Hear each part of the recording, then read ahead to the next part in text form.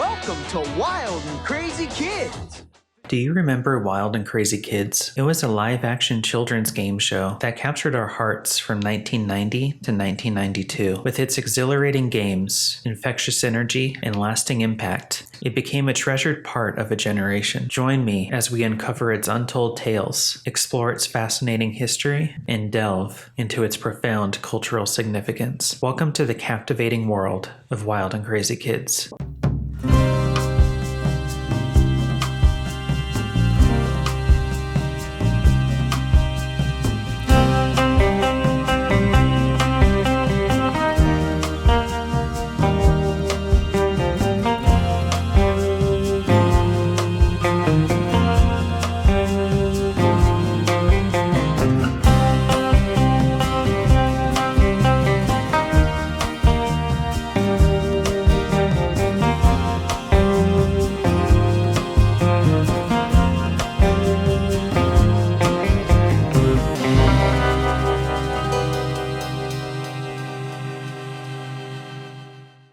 Dubbed as the show that goes anywhere and does anything to find kids having fun, The show that goes anywhere and does anything to find kids having fun. Wild and Crazy Kids was a popular game show for kids that brought laughter and excitement to our screens back in the early 90s on Nickelodeon. Teams of energetic kids went head-to-head in these wild and wacky games, making us laugh and cheer along, from messy moments to outrageous challenges and physical feats. Each episode had us on the edge of our seats. Water balloon fights, pie throwing contests, and relay races became the stuff of legends, etching their place in our hearts forever. Back in the late 80s and early 90s, a wave of interactive and participatory children's television was sweeping across the airwaves. Nickelodeon, in its youthful vigor, sought to captivate young hearts by offering shows that went beyond passive viewing. They craved engagement, physical challenges, and real-life experiences. They aimed to be a beacon of non-traditional children's programming, providing a refreshing alternative for young minds seeking something extraordinary. Nickelodeon had a mission to capture the energy and enthusiasm of kids everywhere, while showcasing a world of fun and excitement. Wild and Crazy Kids fit within this framework by offering a game show that tapped into the adventurous spirit of its young audience. Drawing inspiration from the 1980 movie The Hollywood Knights, Wild and Crazy Kids took flight. It borrowed a spark of creativity from a scene that featured a group of teenagers embarking on a wild relay race. That film's vibrant and joyous atmosphere became a guiding force, shaping the very concept of the show. At the helm was the visionary Woody Fraser, the show's creator and executive producer. Fraser had previously worked on shows such as People Do the Craziest Things and Getting the Last Laugh. So the next time you see people doing the craziest things, be careful. One of them could be you. Good night, everybody.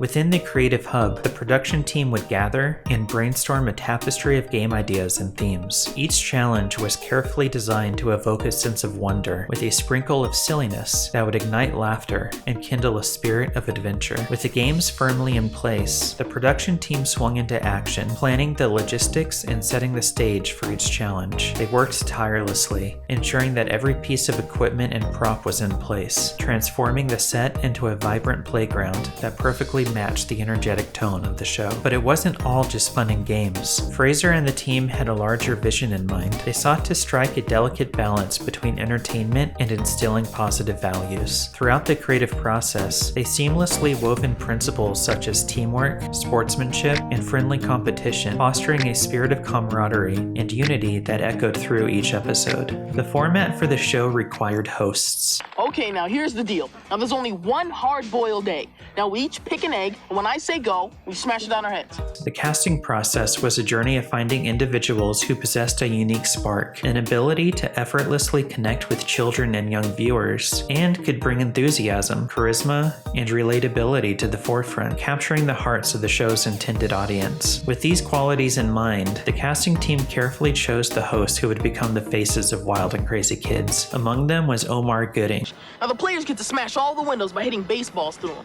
I wanted to play, but he said they already had enough kids. Whose memorable role as Stuart in Ghost Dad had already endeared him to audiences. I want $50,000 or I go to the newspaper. You try to threaten me? host, Donnie Jeffcoat. The sound of a baseball hitting glass is one of the fastest ways to end a good baseball game. But in our game of T-ball window smash, a broken window is only the beginning. Known for his portrayal of Eric Antonio on The Wonder Years, brought his own charm and charisma to the team. And then there was Annette Chavez, a fresh-faced newcomer ready to make her mark on the world of children's television. In 1990, Wild and Crazy Kids made its debut. As the episode kicked off, the host set the scene, introducing us to the thrilling games and challenges that awaited the participating teams. For our game of Time Bomb. It's our mom-kid slam duck-off. It's called Earthball Tag. Each episode consisted of 3 games, with one host emceeing each game. The teams were identified by the color of the shirts they wore, from exhilarating obstacle courses to pulse-pounding relay races, and even water-based competitions. The challenges embraced the spirit of fun, excitement, and yes, a little bit of messiness. The games varied in style. Many were takeoffs on playground games, sports with unusual rules added, or messy games involving pies or slime. In vibrant colors, the 3 teams became our heroes, embarking on a quest for glory. With determination and camaraderie, they tackled each challenge, pushing their limits and aiming for victory. The hosts elevated the games with lively commentary, offering witty banter and cheering on the participants, sharing in the triumphs and setbacks, and capturing the raw emotion of the competing teams. At the end of the episode, the final scores were tallied and the winning team was announced. The majority of shows were filmed at various community parks and beaches in the greater Los Angeles area, including locations in San Bernardino, Fullerton, and Glendale. Occasionally, the show taped special episodes at a theme park, such as Raging Waters, Wild Rivers, and Six Flags Magic Mountain. Unlike other Nickelodeon game shows, no prizes were ever awarded to any of the players. The show was broadcast on Nickelodeon. On the Lord of Nick. On the Lord of Nick. On the Ricky Ticky Low while living #1 Nickelodeon. Allowing viewers across the United States to tune in and enjoy the show's adventures and games. Nickelodeon's extensive reach ensured that the show reached a large audience of young viewers during its original airing. Is your home a Nickelodeon home? From coast to coast, children and families gathered around their televisions, ready to immerse themselves in the unforgettable games and exhilarating challenges that awaited. Ready, draw! The show aired for a total of 3 seasons from 1990 to 1992. During its run, it produced 65 episodes, providing ample entertainment for its dedicated fan base. After season 1, Annette Chavez left the show and the producers replaced her with Jessica Gaines. According to a cast reunion at the 2012 Kamikaze Expo, Annette was replaced after the first season because she was too old. She was 18. They brought Jessica on at 14 in order to keep the show about kids hosting kids. The show also brought in celebrity guests, with famous folks like Jonathan Taylor Thomas and even the mighty Arnold Schwarzenegger himself. I just ran 400 miles. I have done 3,480 chin-ups. I've done 6,000 push-ups. I've done leg lifts, thousands of them. I'm ready. I'm feeling great. I'm ready. That's great, Mr. Schwarzenegger. Call me Arnold, okay? Not this Mr. Schwarzenschnitzel or Schwarzenheimer. Call me just Arnold. It makes it easier. Right, Arnold. Well, that's great, Arnold, but what are you ready for? Yeah, I want to be part of your show, you see? I want to be part of this, one of the Wild and Crazy Kids. Wild and Crazy Kids also teamed up with the iconic Double Dare for a crossover episode. The 2 shows clashed in an epic battle of wits and messiness, as teams from both sides duked it out in wild and challenging games. The show also featured an infectious theme song. The moment those energetic notes hit our ears, we couldn't help but feel the rush of excitement. That tune was the sonic embodiment of the show's vivacious spirit, etching its way into our hearts and memories. Something interesting about the show is the announcer might be someone you didn't expect. It was none other than Michael Bauer himself. You might remember him as Donkey Lips from the legendary Nickelodeon show Salute Your Shorts.